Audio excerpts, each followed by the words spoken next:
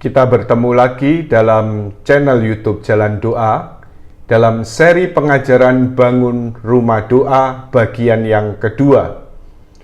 Pada bagian kedua ini kita akan berbicara mengenai kerendahan hati menurut Santa Teresa Avila. Bapak, Ibu, saudara-saudari yang dikasihi Tuhan Yesus, seperti kita lihat pada bagian pengantar, pada bagian sketsa dari rumah doa yang kita rancang, kita rencanakan, maka kita lihat juga pada bagian fondasi dari rumah doa ini, waktu itu saya beri catatan yaitu kebajikan kerendahan hati. Nah, kebajikan kerendahan hati sebagai fondasi rumah doa atau fondasi bangunan rohani, ini saya ambil dari apa yang diungkapkan Santa Teresa Avila.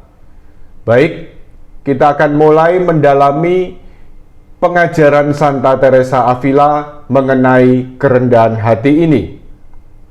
Jadi diungkapkan Santa Teresa Avila dalam karyanya yaitu Puri Batin, suatu karya masterpiece dari Santa Teresa Avila yaitu Puri Batin.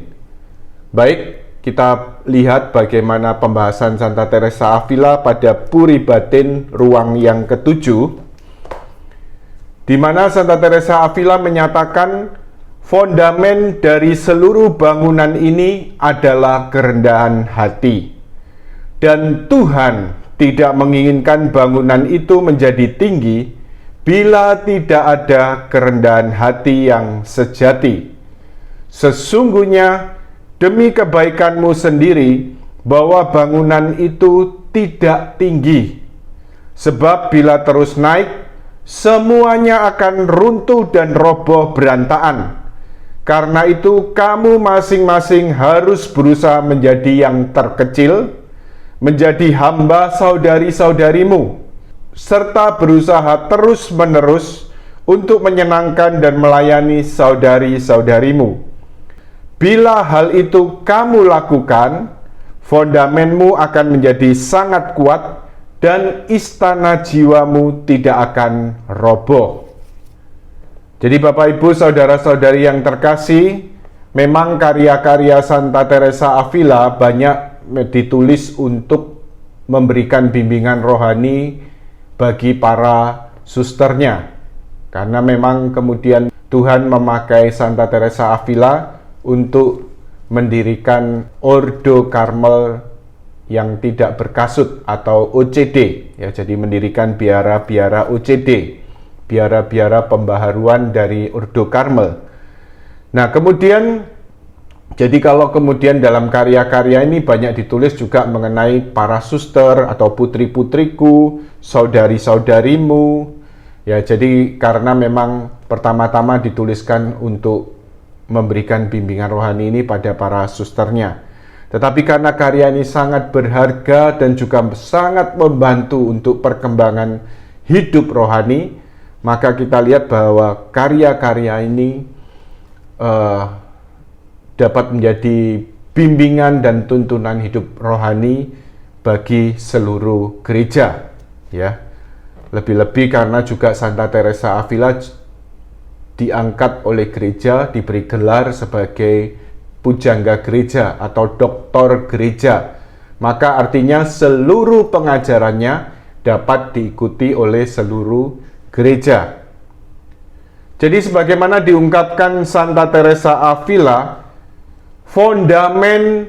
fondasi seluruh bangunan rohani ini adalah kerendahan hati. Ya, ibaratnya kalau kemudian semakin tinggi bangunan yang akan dibangun, maka juga fondasinya juga harus semakin dalam. Kalau Tuhan punya rencana untuk membangun bangunan rohani atau rumah doa di dalam diri kita, semakin besar, semakin tinggi, maka juga tentunya apa? Fondasinya, kerendahan hati itu juga akan semakin dalam. Ya, saya jadi teringat ya, ada sebuah buku yang men-sharingkan pengalaman-pengalaman kejatuhan-kejatuhan hamba-hamba Tuhan, ya, menyorot secara khusus. Ya, ini memang dari denominasi lain, ya. Jadi artinya apa? Kemudian di situ dinyatakan, ya, urapan bisa terjadi dalam pelayanan, dalam kemudian, ya, pelayanan-pelayanan, karya-karya sangat luar biasa, urapan Roh Kudus juga begitu besar, tetapi seringkali kemudian orang menjadi jatuh karena apa? Dagingnya lemah, ya. Ya, jadi seringkali begitu luar biasa disorot di sana, begitu luar biasa, begitu terkenalnya hamba-hamba Tuhan tertentu dan dipakai Tuhan dengan urapan yang besar, urapan Roh Kudus yang besar, tetapi juga satu kenyataan disorot di situ juga mengalami kejatuhan-kejatuhan karena kedagingannya, karena dagingnya lemah. Jadi dalam hal ini memang daging pun juga perlu diproses, ya, supaya kemudian diperkuat oleh rahmat Tuhan, oleh kasih karunia Tuhan, sehingga kemudian juga dapat terus melayani sampai akhir. Baik, jadi memang di sini betapa pentingnya kerendahan hati sebagai fondasi suatu bangunan rohani. Saya juga teringat dengan seorang imam, di mana beliau banyak dipakai Tuhan, juga untuk pelayanan-pelayanan karismatis. Beliau seringkali mengungkapkan dalam berbagai kesempatan, semakin seseorang dipakai oleh Tuhan, betapa dia juga semakin membutuhkan Tuhan. Semakin seorang dipakai oleh Tuhan, betapa dia juga semakin membutuhkan Tuhan. Jadi sungguh-sungguh kerendahan hati, satu ketergantungan yang total kepada Allah perlu sungguh-sungguh menjadi fondasi dari bangunan rohani kita, fondasi dari rumah doa kita. Kita akan belajar pertama-tama juga dari kitab suci, dari apa yang diungkapkan oleh Tuhan Yesus sendiri. Jadi kemudian Tuhan Yesus dalam Injil Matius bab 11 ayat 29, kita baca dari Injil Matius bab 11 ayat 28 sampai 30. Marilah kepadaku semua yang letih lesu dan berbeban berat, aku akan memberi kelegaan kepadamu. Pikulah kuk yang kupasang, dan belajarlah padaku, karena aku lemah lembut dan rendah hati, dan jiwamu akan mendapat ketenangan. Sebab kuk yang kupasang itu enak, dan bebanku pun ringan. Jadi kalau kita lihat dari apa yang dinyatakan oleh Tuhan Yesus ini, maka kerendahan hati ini juga adalah satu kebajikan yang sungguh-sungguh perlu dipelajari dalam sekolah Kristus. Dan seorang kudus, yaitu Santo Fransiskus dari Sales, mengungkapkan dua sifat utama dari Tuhan Yesus ialah kelemah lembutan dan kerendahan hati. Kemudian juga dalam surat Yakobus bab 4 ayat 6, dinyatakan oleh firman Tuhan, Allah menentang orang yang congkak, tetapi mengasihi orang yang rendah hati. Jadi Allah sungguh-sungguh berkenan akan kerendahan hati. Allah mengasihi orang-orang yang rendah hati dan juga menentang orang yang congkak. Baik, ini sebagai dasar kitab suci mengenai kerendahan hati, dan sungguh-sungguh suatu kebajikan yang sangat berkenan di hadapan Tuhan.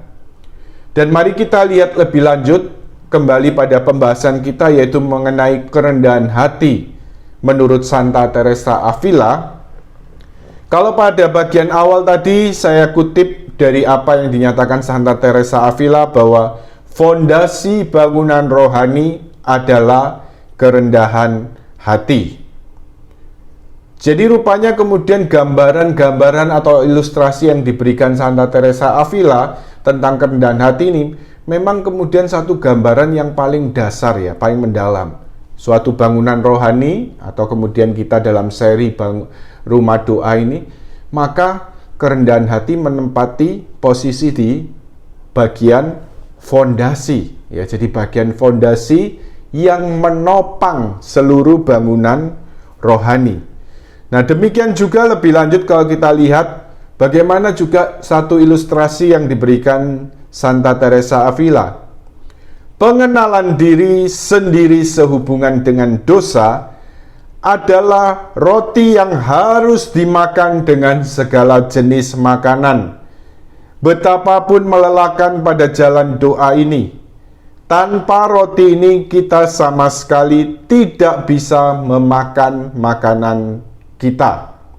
Diungkapkan Santa Teresa Avila dalam karyanya Purih Batin Ruang Ketujuh.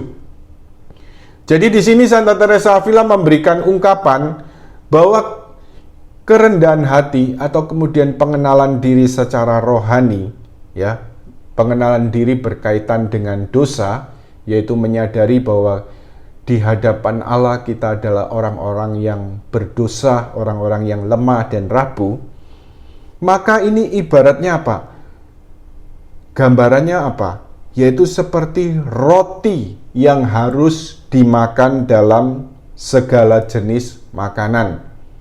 Latar belakang Santa Teresa Avila adalah Rubiah OCD dari Spanyol, ya, dari Avila Spanyol. Jadi maka yang menjadi makanan pokok di Spanyol adalah roti. Dan dinyatakan Santa Teresa Avila, maka roti ini penting ya. Roti ini penting karena apa? Makanan pokok. Dan bisa dimakan dalam setiap makanan. Seperti halnya kalau kita orang Indonesia makannya makan nasi. Ya walaupun makannya macam-macam, tapi kalau belum makan nasi, rasanya seperti belum makan. Walau sudah makan mie atau makan roti, rasanya belum kenyang kalau belum makan nasi. Itu bagi kita orang Indonesia. Nah, demikian juga bagi orang Spanyol. Roti sebagai makanan pokok. Maka makanan pokok dalam hidup rohani ini yaitu apa? Kerendahan hati. Ya. Jadi kerendahan hati. Dan bahkan kemudian dikatakan lebih lanjut, jadi kerendahan hati tadi ibarat roti bisa dimakan dalam setiap makanan. Jadi mulai permulaan sampai kemudian pada puncaknya dalam perjalanan sampai pada puncak hidup rohani, maka roti ini, yaitu kerendahan hati ini atau pengenalan diri secara rohani ini harus tetap ada. Kemudian dikatakan juga Santa Teresa Avila dalam karyanya Purih Batin Ruang yang Pertama, ya. Jadi betapapun tingginya tingkat yang mungkin dicapai oleh jiwa, pengenalan diri berkewajiban atasnya. Dan ini tidak pernah akan bisa diabaikan, kendati pun diinginkan. Ya. Jadi pengenalan diri secara rohani ini selalu artinya apa? Harus dibawa bahkan ketika orang berada dalam puncak yang mungkin bisa dianugerahkan Tuhan bagi jiwa.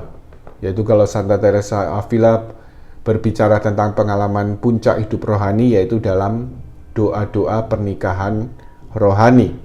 Ya. Kemudian juga dikatakan Santa Teresa Avila ini dalam karyanya Riwayat Hidup, ya. Jadi kalau kita lihat di sini, tadi telah kita lihat karyanya Purih Batin, maka ini merupakan buku Riwayat Hidup dari Santa Teresa Avila. Ya, walaupun disebut Riwayat Hidup, tetapi sebenarnya berisi juga bimbingan tentang doa. Dan Santa Teresa Avila memang menuliskan karya-karyanya ini atas perintah para pimpinannya dan juga atas perintah para bapa pengakuannya. Ya. Baik, dinyatakan pada buku riwayat hidupnya, betapapun tingginya kontemplasi kita, perhatikan baik-baik agar selalu memulai dan mengakhiri setiap waktu doa dengan pemeriksaan batin. Jadi betapapun tingginya kontemplasi kita, perhatikan baik-baik agar selalu memulai dan mengakhiri setiap waktu doa dengan pemeriksaan batin. Jadi memeriksa batin, menyadari siapa Allah dan siapa kita di hadapan Allah. Jadi kita menyadari kepapaan, kekecilan kita di hadapan Allah, kehinaan kita di hadapan Allah, dan kita juga menyadari betapa kita juga selalu membutuhkan kerahiman Allah. Kemudian Santa Teresa Avila juga mengungkapkan, jadi mengapa kerendahan hati ini sungguh-sungguh sangat berkenan di hati Allah. Allah sungguh-sungguh seperti dikatakan dalam surat Yakobus, mengasihi orang-orang yang rendah hati. Jadi kemudian dalam karyanya Puri Batin Ruang ke-6, Santa Teresa Avila mengungkapkan hal ini. Suatu saat saya sedang berpikir-pikir, mengapa Allah begitu mencintai kerendahan hati. Tiba-tiba semuanya menjadi jelas bagi saya, dan saya mengerti bahwa Allah adalah kebenaran. Dan menjadi rendah hati berarti berjalan dalam kebenaran. Kita harus berjalan dalam kebenaran di dalam segala hal di hadapan Allah dan manusia. Janganlah ingin dipandang lebih baik daripada kenyataannya.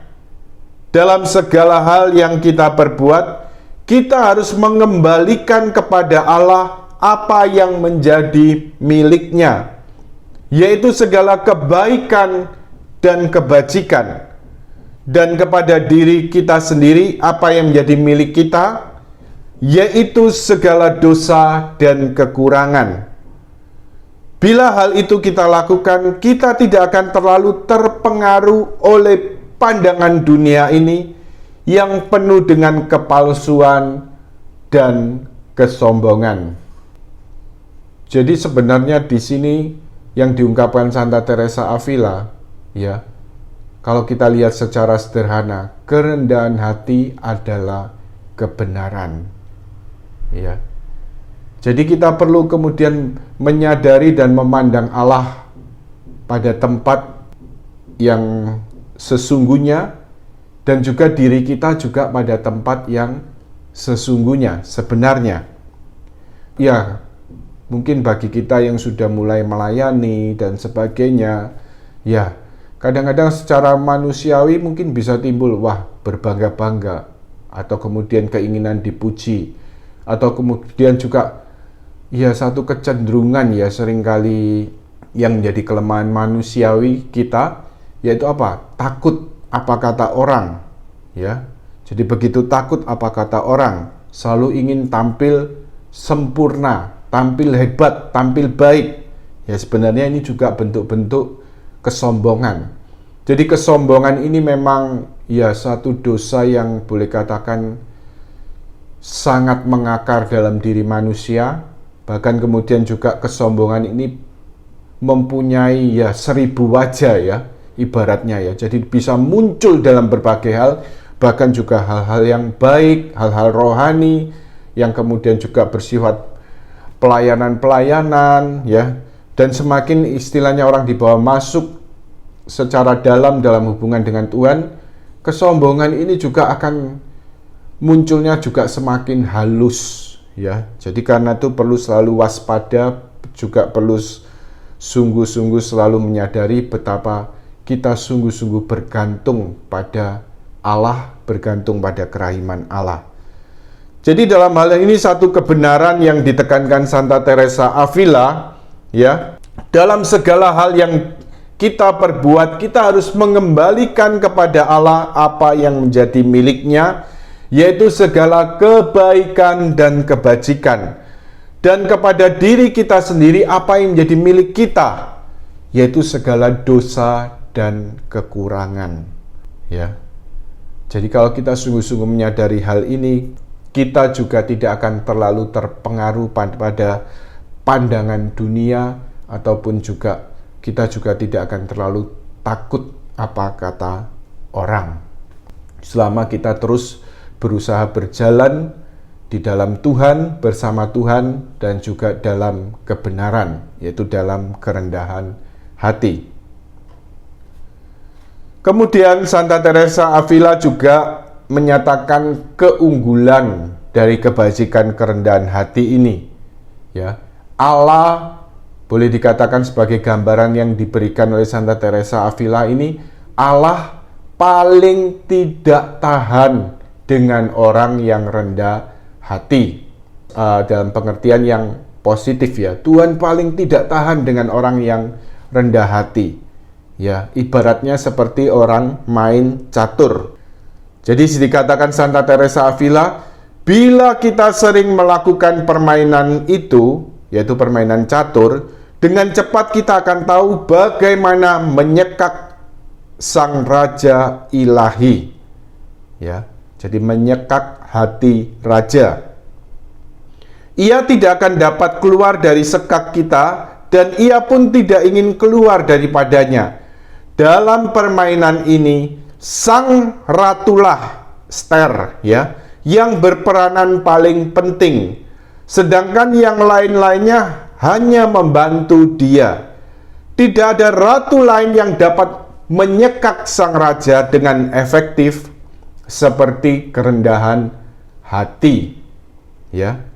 Jadi tidak ada ratu atau Ster yang kemudian dapat menyekak hati sang raja dengan sangat efektif, ya, selain daripada kerendahan hati.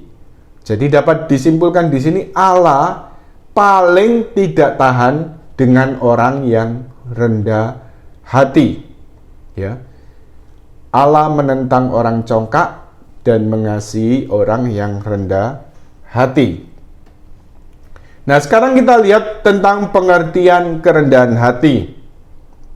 Yang pertama, kerendahan hati berarti apa? Menyadari dan mengakui keberdosaan atau kepapaan di hadapan Allah, tetapi kemudian apa? Tidak cukup hanya mengakui kedosaan ya, tetapi juga perlu satu langkah dalam iman dan pengharapan, yaitu apa? Percaya kepada kerahiman Allah.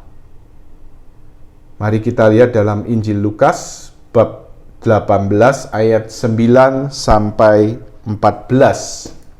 Dan kepada beberapa orang yang menganggap dirinya benar dan memandang rendah semua orang lain, Yesus mengatakan perumpamaan ini. Ada dua orang pergi ke bait Allah untuk berdoa. Yang seorang adalah Farisi dan yang lain pemungut cukai. Orang Farisi itu berdiri dan berdoa dalam hatinya begini, "Ya Allah, aku mengucap syukur kepadamu, karena aku tidak sama seperti orang lain, bukan perampok, bukan orang lalim, bukan pezina, dan bukan juga seperti pemungut cukai itu. Aku berpuasa 2 kali seminggu, aku memberikan perpuluhan dari segala penghasilanku." Tetapi pemungut cukai itu berdiri jauh-jauh, bahkan ia tidak berani menengadah ke langit, melainkan ia memukul diri dan berkata, "Ya Allah, kasihanilah aku, orang berdosa ini.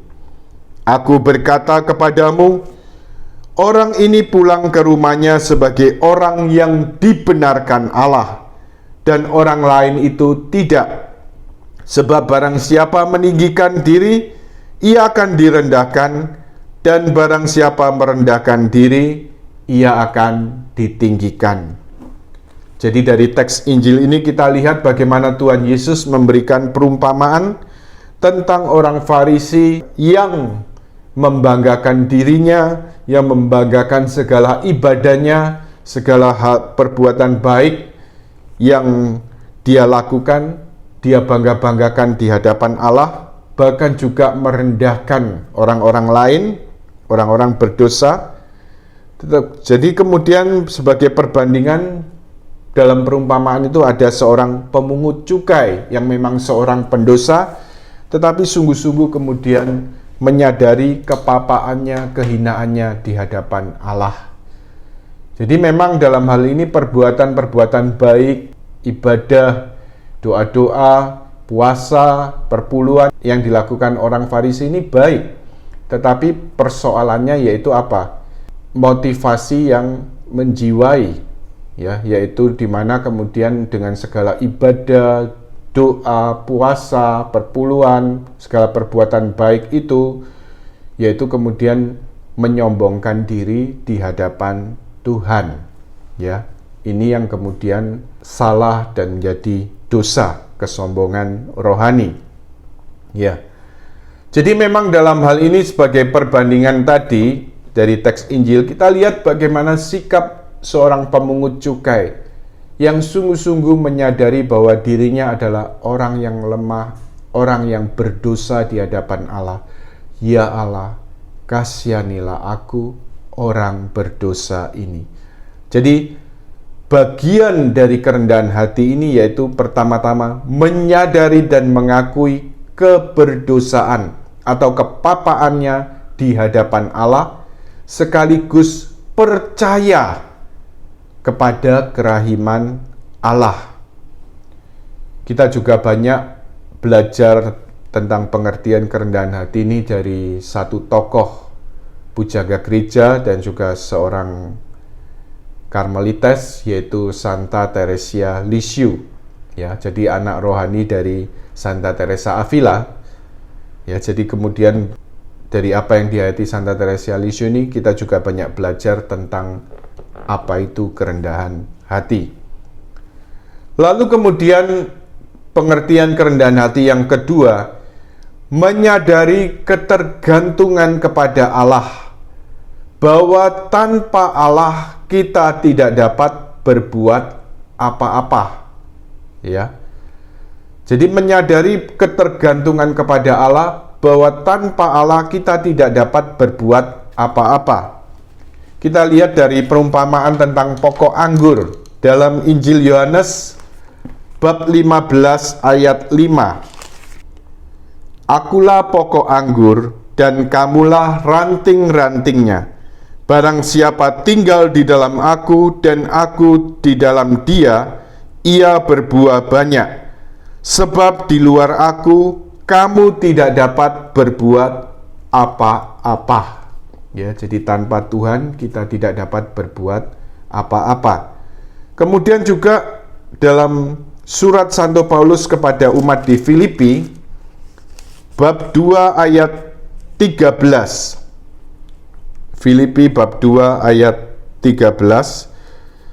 Karena Allah lah yang mengerjakan di dalam kamu baik kemauan maupun pekerjaan menurut kerelaannya.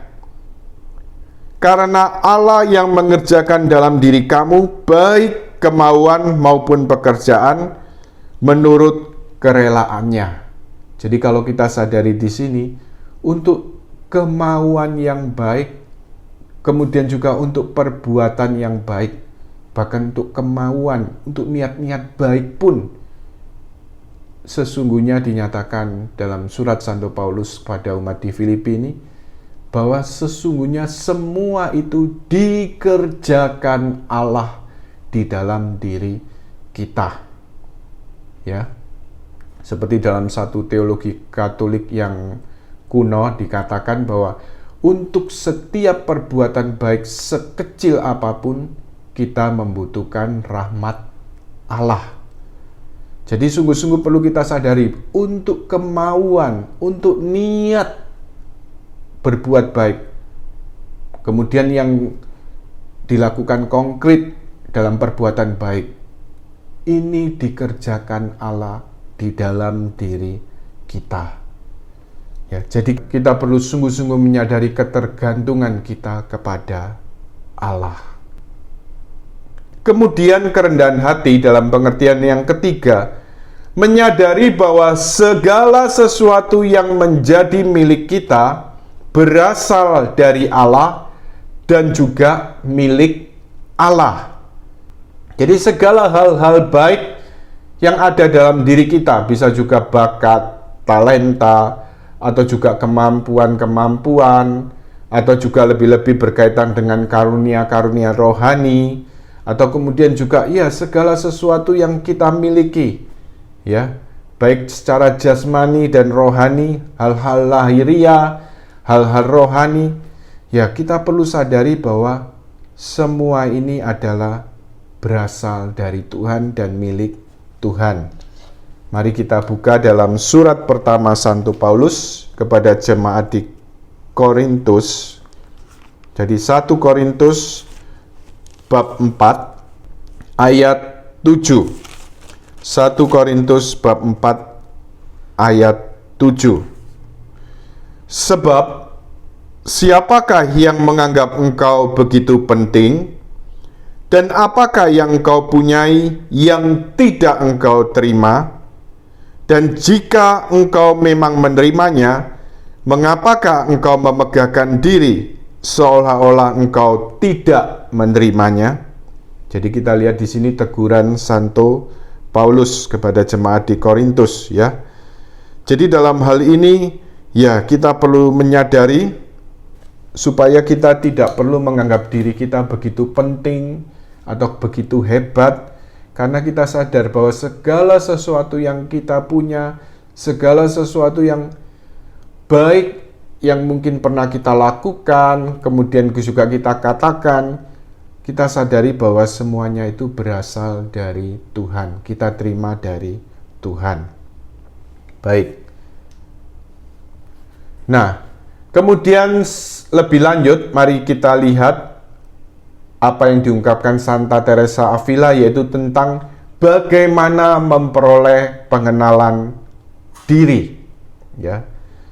Jadi dalam hal ini kerendahan hati satu kebajikan yang memang perlu kita usahakan, kita perlu perjuangkan dalam rahmat Tuhan, ya. Jadi artinya apa? Kita juga kerendahan hati ini dapat dilatih, ya, dapat dilatih. Yaitu contoh-contoh konkret. Misalnya dalam hidup sehari-hari, ketika menerima ujian, menerima ucapan terima kasih, ya kita selalu coba sadar dan kemudian mengembalikan itu semua kepada Allah. Tuhan, saya persembahkan semua ini demi kemuliaan-Mu. Ya, ataupun kemudian ketika menerima penghinaan, ya ketika dicela, ya bahkan mengalami hal-hal yang tidak enak, kita berusaha juga menanggungnya dengan sabar bersama Kristus dan demi kasih pada Kristus. Ada satu ilustrasi sederhana yang kemudian diungkapkan dalam cerita bapak-bapak padang gurun, jadi para pertapa padang gurun. Jadi bagaimana kemudian seorang pertapa muda bertanya pada seorang pertapa tua, ya, jadi pertapa tua yang kemudian sudah bertumbuh, berkembang juga dalam kebijaksanaan. Pertapa muda ini bertanya pada pertapa tua ini, bagaimana supaya kita ini bisa mati terhadap diri sendiri? Ya, jadi bagaimana supaya kita ini bisa mati terhadap diri sendiri? Lalu pertapa tua ini mengajak, ya kemudian ya memang rupanya di tempat itu tidak jauh, pertapa tua ini mengajak pertapa muda itu untuk kemudian menjumpai satu jenazah. Ya, jadi satu jenazah, yaitu dari orang yang meninggal. Lalu kemudian dia katakan, coba sekarang engkau ucapkan segala pujian, segala hal-hal yang baik kepada mayat ini, kepada jenazah ini.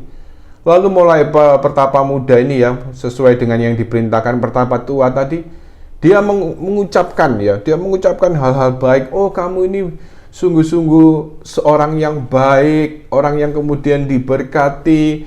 Engkau juga ya boleh dikatakan diberi karunia, kamu seorang yang cakap, seorang yang kemudian sangat rajin, sangat tekun. Bagaimana kemudian memuji-muji mayat ini ya. Lalu kemudian baik ya, kamu sudah tadi puji-puji mayat ini, jenazah ini. Sekarang coba ya, kamu maki-maki, kamu katakan hal-hal yang buruk, hal-hal yang negatif terhadap mayat ini atau jenazah ini.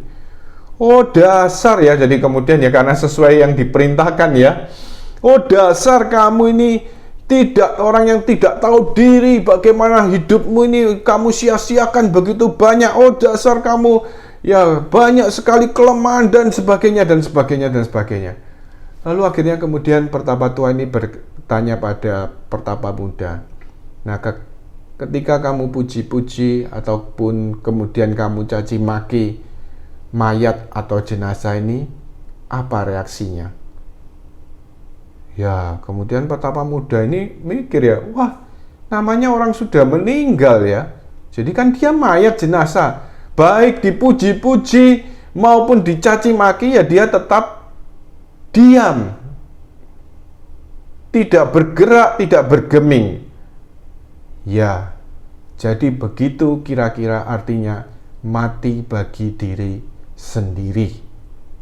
Nah, tetapi kemudian juga arahkan semua baik pujian maupun segala hal-hal baik yang dilontarkan pada kamu, ataupun juga hal-hal negatif, hal-hal buruk yang dilontarkan pada kamu, arahkan semua hanya pada satu, yaitu pada Allah.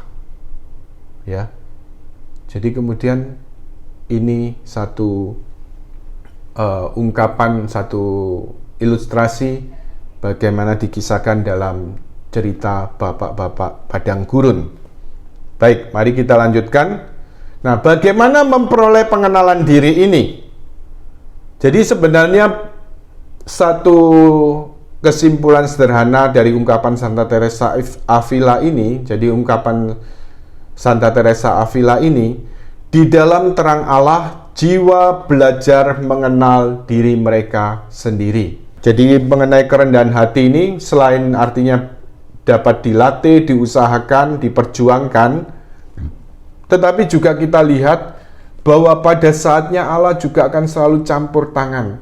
Ketika terang Allah bersinar dalam jiwa, maka juga jiwa akan melihat, mengenal dirinya sendiri secara benar sebagaimana di hadapan Allah. Diungkapkan Santa Teresa Avila dalam karyanya Riwayat Hidup bab ke-15. Sebagaimana saya lihat, kita tidak akan pernah berhasil mengenal diri kita kecuali apabila kita berusaha mengenal Allah. Marilah kita bayangkan kebesarannya, kemudian lihatlah kembali pada kehinaan diri kita sendiri. Dengan memandang pada kemurniannya, kita akan melihat ketidakmurnian kita. Dengan merenungkan kerendahan hatinya, kita akan melihat betapa kurangnya kerendahan hati kita. Jadi ibaratnya apa? Semakin terang Allah bersinar, kita juga akan dapat melihat diri kita. Semakin kita mengenal Allah, maka kita juga akan mengenal diri kita secara benar.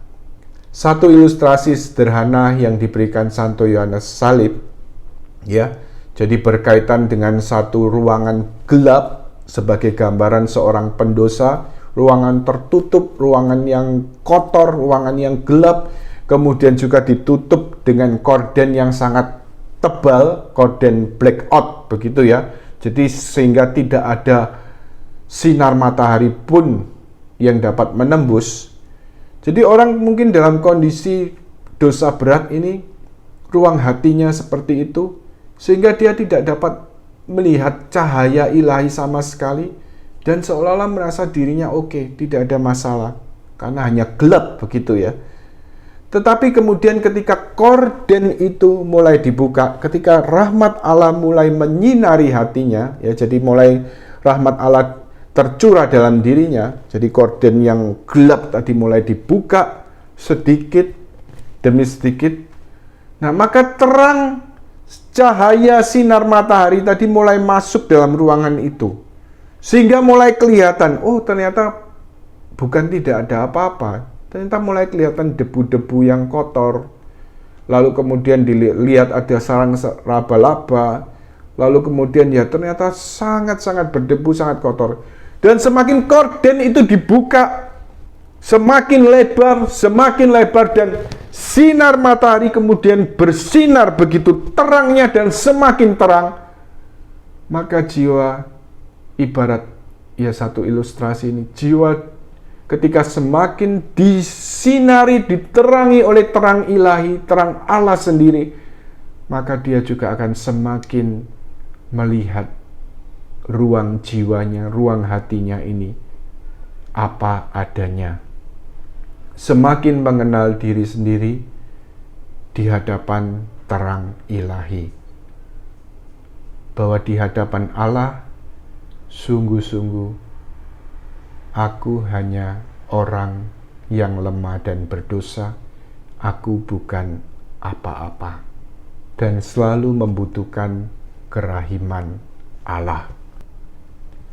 Lalu kemudian juga kita perlu waspadai apa yang kemudian disebut kerendahan hati yang palsu. Jadi dalam hal ini memang si jahat, setan, akan berusaha mati-matian menghalangi orang untuk percaya dan mengenal Allah, untuk mengasihi Allah, ya, jadi untuk berjalan menuju Allah dengan berbagai cara, ya. Jadi Santa Teresa Avila mengungkapkan contoh-contoh juga berdasarkan apa yang dia alami.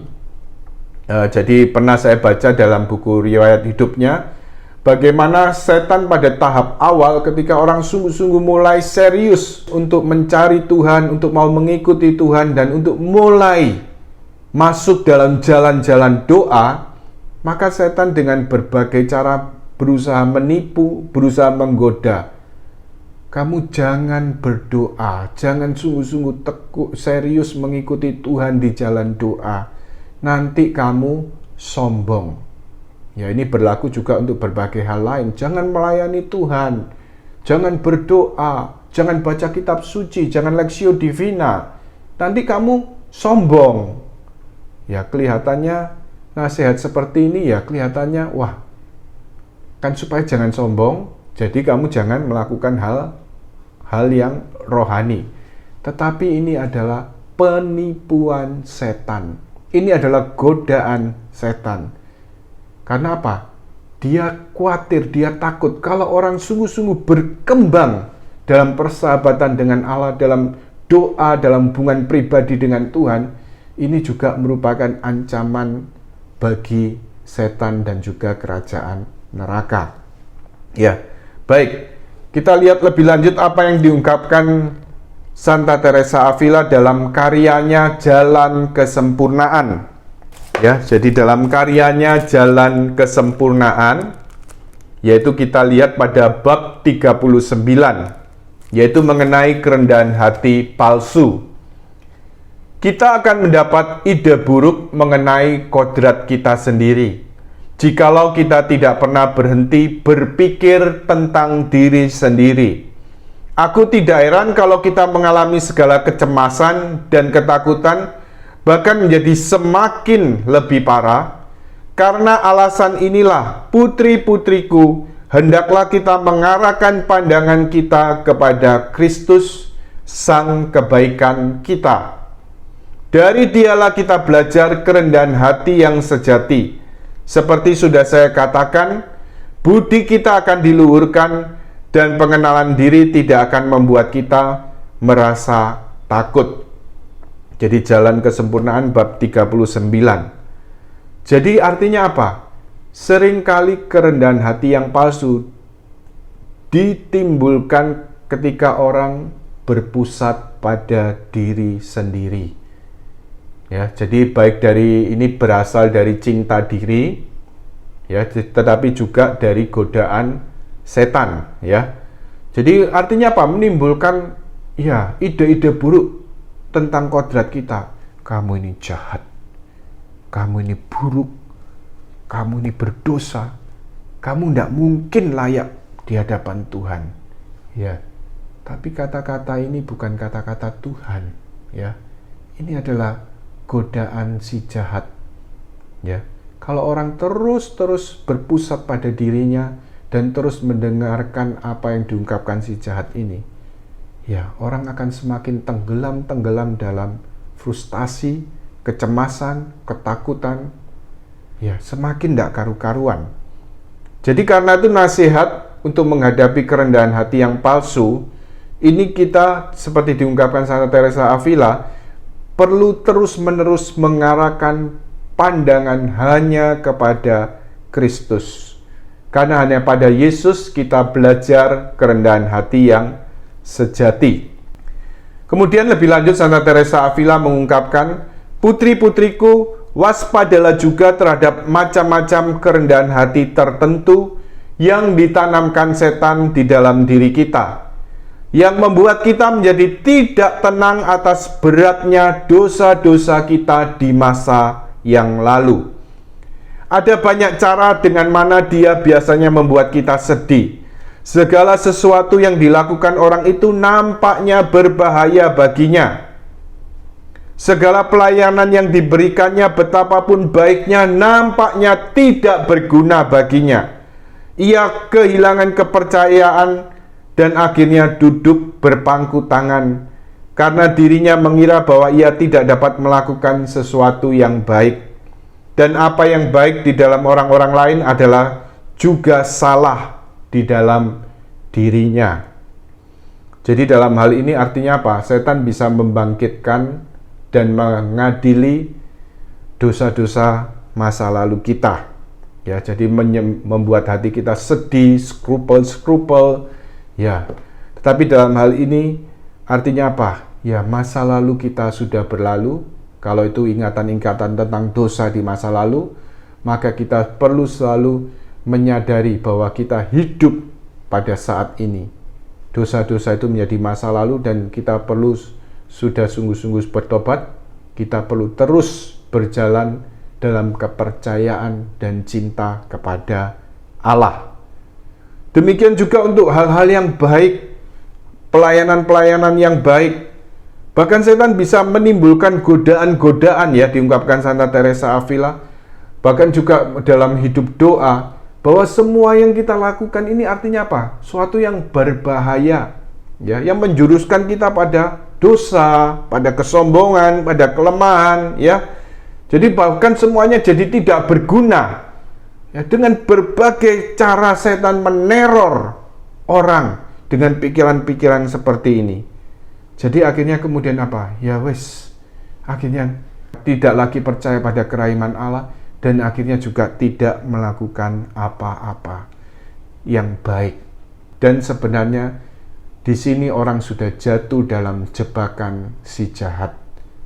Ya. Dalam hal ini orang perlu terus hidup dalam kepercayaan, pengharapan akan kasih dan kerahiman Tuhan. Dan kemudian satu hal, orang juga perlu terus, ya, berusaha untuk melakukan apa yang baik yang bisa dilakukan untuk menyenangkan Tuhan, untuk menyenangkan Yesus, baik dalam kehidupan sehari-hari, dalam doa, dalam pelayanan, ya. Kita perlu sungguh-sungguh selalu sadari terus-menerus, dan kita selalu perlu kembali, ya, menyadari. Dan ini juga satu cara memupuk kerendahan hati, sebagaimana dinyatakan oleh firman Tuhan sendiri, sabda Tuhan Yesus sendiri, bahwa setelah kamu melakukan segala sesuatu, katakan, aku ini hanyalah hamba yang tidak berguna, aku hanya melakukan apa yang diperintahkan. Ya. Jadi kita ini sesudah melakukan segala sesuatu, baik doa, pelayanan, maupun juga perbuatan-perbuatan baik, ya, kita sadari, ya, bahwa kita melakukannya hanya untuk melakukan kehendak Allah.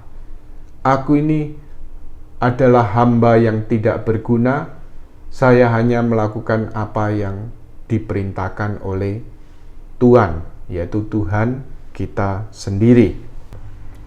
Jadi memang dalam hal ini kerendahan hati juga bisa palsu karena datangnya dari cinta diri dan juga datangnya dari godaan si jahat. Nah, kemudian kerendahan hati yang sejati. Baik, sebelum kita masuk dari apa yang diungkapkan Santa Teresa Avila, satu contoh kerendahan hati yang sejati yaitu seperti Kidung Magnificat yang diungkapkan oleh Bunda Maria. Ya, mari kita lihat dalam Injil Lukas.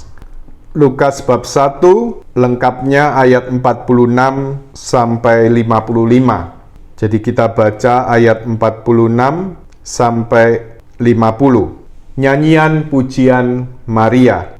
Lalu kata Maria, jiwaku memuliakan Tuhan, dan hatiku bergembira karena Allah Juru Selamatku, sebab Ia telah memperhatikan kerendahan hamba-Nya.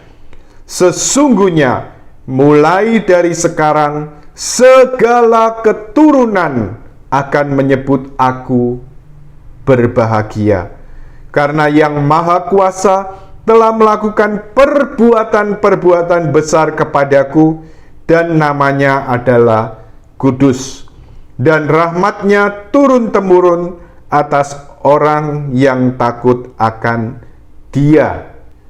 Jadi dari apa yang diungkapkan Bunda Maria dalam Kidung Magnificat ini, kita lihat bagaimana Bunda Maria dalam kerendahan hatinya, dia sungguh-sungguh menyadari kerendahan hambanya. Ya, jadi sebagai seorang hamba yang rendah, Bunda Maria sungguh-sungguh sadar. Tetapi juga Bunda Maria tidak memungkiri, tidak memungkiri sama sekali, bahkan kemudian mengembalikan semuanya kepada Allah. Jiwaku memuliakan Tuhan. Ya. Karena kemudian apa? Yang Maha Kuasa telah melakukan perbuatan-perbuatan besar kepadaku, dan namanya adalah Kudus. Dan inilah sebenarnya kerendahan hati yang sejati. Ya. Menyadari segala sesuatu yang baik, pekerjaan-pekerjaan baik, pelayanan-pelayanan yang baik, bahkan juga hal-hal yang luar biasa yang dikerjakan oleh Tuhan, menyadari bahwa semuanya itu merupakan pekerjaan Tuhan, semuanya itu demi kemuliaan Tuhan, dan kita hanya hamba-hamba yang tidak berguna, yang hanya melakukan apa yang diperintahkan oleh Tuhan. Jadi dalam hal ini kerendahan hati yang sejati sama sekali tidak bertentangan dengan kerinduan-kerinduan untuk menjadi kudus, untuk menjadi suci. Dan ini juga ditekankan baik oleh Santa Teresa Avila dan juga Santa Teresia Lisieux. Ya. Jadi kerendahan hati yang sejati. Bahkan ketika orang dipakai Tuhan dengan keinginan-keinginan untuk menjadi kudus, untuk menjadi pelayan-pelayan Tuhan, siapapun Jadi dalam hal ini juga perlu menyadari bahwa kalau Tuhan menghendaki, Tuhan bisa pakai siapapun. Dan satu poin yang penting, seperti di awal tadi saya ungkapkan, dari apa yang dinyatakan seorang imam, semakin seseorang dipakai oleh Tuhan, maka dia juga semakin perlu menyadari ketergantungannya kepada Tuhan. Semakin seorang dipakai Tuhan, maka dia juga semakin membutuhkan Tuhan. Baik, mari kita lanjutkan ungkapan Santa Teresa Avila mengenai kerendahan hati yang sejati dari karyanya Jalan Kesempurnaan bab 39. Kerendahan hati betapapun mendalamnya tidak menggelisahkan, menyusahkan atau mengganggu jiwa. Kerendahan hati disertai damai, sukacita, dan ketenangan. Meskipun dengan menyadari betapa jahatnya kita bisa melihat dengan jelas bahwa kita sepantasnya berada di neraka, dan menjadi sedih karena kedosaan kita, dan sudah sepantasnya berpikir bahwa semua orang akan membenci kita. Apabila kerendahan hati itu sejati, jadi pikiran-pikiran tadi ya, lahir dari kerendahan hati yang sejati, maka kesedihan ini juga disertai suatu kedamaian batin dan sukacita yang tidak bisa dirampas dari diri kita. Bukannya mengganggu dan membuat jiwa sedih, kerendahan hati malahan memperbesar jiwa dan membuatnya layak untuk lebih mengabdi Tuhan. Jadi di sini satu ciri kerendahan hati yang sejati, tidak menggelisahkan, menyusahkan atau mengganggu jiwa. Kalau dalam terang Allah, ya jadi terang ilahi, jiwa kemudian sungguh-sungguh menyadari kepapaannya, kehinaannya di hadapan Tuhan, bahkan dia menyadari memang sungguh-sungguh karena akibat dosa-dosanya memang selayaknya menerima hukuman neraka. Ya, jadi menyesali dengan sedih dalam kesedihan akan kedosaannya, ya. Dan juga merasa pantas bahwa kalau orang kemudian membenci dia karena akibat dosa-dosa itu, tetapi kemudian segala pikiran-pikiran yang muncul karena terang Allah yang menyinari hatinya ini juga tidak akan membuat dia semakin ciut, ya. Tetapi artinya apa? Kalau itu satu kerendahan hati yang sejati, maka dalam segala kesadaran akan kelemahan, kerapuan, dan kehinaan serta kedosaannya ini, tetapi juga ada satu kedamaian, ya, satu kedamaian dan sukacita. Karena apa? Dalam kelemahan, dalam kerapuan, dalam kehinaan, dalam kedosaannya ini, dia boleh memiliki Allah yang penuh kasih dan maha rahim. Allah yang penuh kasih dan penuh belas kasihan, yang sanggup mengampuni, menghapuskan dosa-dosa kita. Seperti satu ungkapan Santa Teresia Lisieux, saya berani untuk berharap dan percaya pada kerahiman Allah, bukan karena memang sejak usia 3 tahun, saya dengan sadar memang dianugerahkan Tuhan untuk tidak menghina dia dengan dosa-dosa berat, bukan karena itu. Tetapi seandainya, ya, jadi seandainya saya dengan sadar melakukan segala dosa yang dapat dilakukan oleh manusia di dunia ini, maka saya juga seperti pemungut cukai. Kalau dalam kitab suci berlutut di belakang, maka saya juga akan seperti pemungut cukai itu. Kemudian saya akan berada di depan, ya. Saya kemudian artinya apa? Saya akan melemparkan diriku dalam pangkuan Bapa yang Maha Rahim, yang akan segera saja membakar segala dosa-dosaku, ibarat setetes air yang jatuh dalam lautan kerahiman Allah. Jadi ungkapan Santa Teresia Lisieux ini mau mengungkapkan apa? Satu kepercayaan, satu pengharapan yang tanpa batas pada kerahiman Allah.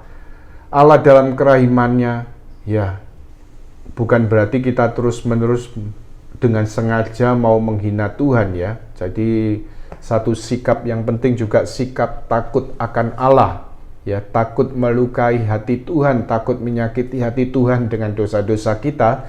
Tetapi yang diungkapkan Santa Teresia Lisieux ini untuk mau menyatakan bahwa kerahiman Allah ini, belas kasihan Allah ini jauh lebih besar daripada dosa-dosa kita. Kerahiman Allah ini mengatasi segala kelemahan dan dosa-dosa kita, sehingga kita kemudian dipanggil oleh Tuhan dalam segala kelemahan, kerapuan, kejatuhan, dan kedosaan kita untuk terus berharap dan percaya pada kerahiman Allah yang tidak terbatas, kerahiman ilahi yang tidak terselami. Bapa Surgawi, Segala pujian dan syukur kami naikkan kepadamu, karena kami mempunyai Allah yang penuh kasih dan belas kasihan seperti Engkau sendiri. Kami juga berterima kasih untuk pengajaran dari Santa Teresa Avila mengenai kerendahan hati ini yang menjadi fondasi dari rumah doa kami, menjadi fondasi dari bangunan rohani kami. Karena itu kami mohon, terangilah hati kami, bersinarlah dalam hati kami. Buatlah kami sungguh-sungguh mengenal Engkau dan juga mengenal diri kami sendiri dalam kebenaran-Mu sendiri. Demi Kristus, Tuhan dan pengantara kami. Amin. Dalam nama Bapa dan Putra dan Roh Kudus. Amin. Tuhan memberkati. Fides florigera, splendor celi, Virgo puerbera, singularis, mater mitis, Sefili Nesia, Carmelitis, esto propicia,